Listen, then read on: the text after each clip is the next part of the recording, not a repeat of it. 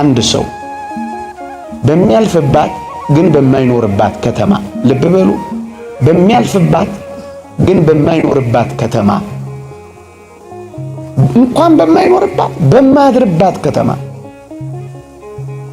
ቤት ቢሰራ፣ ካርታ ቢመራ፣ ህንፃ ቢገነባ ይሄ ሰውዬ አትራፊ ነው አክሳሪ ነው?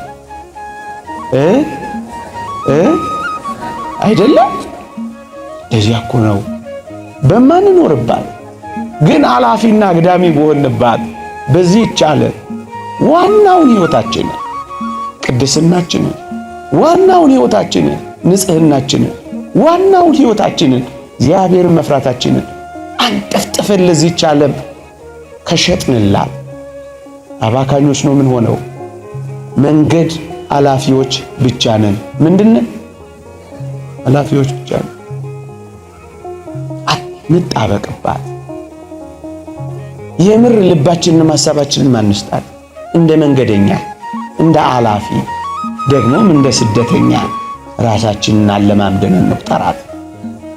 አታማችሁም። እንደዛ ካሰባችሁ የምታጡት ነገር ካለ አያማችሁ።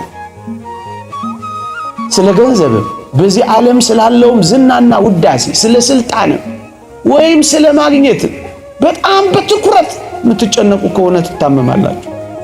አላፊና አግዳሚ ብቻ እንደሆናችሁ ካሰባችሁ ግን አትታመሙ። ምክንያቱም የተስፋ ከተማ እንዳላችሁ ታስባላችሁ።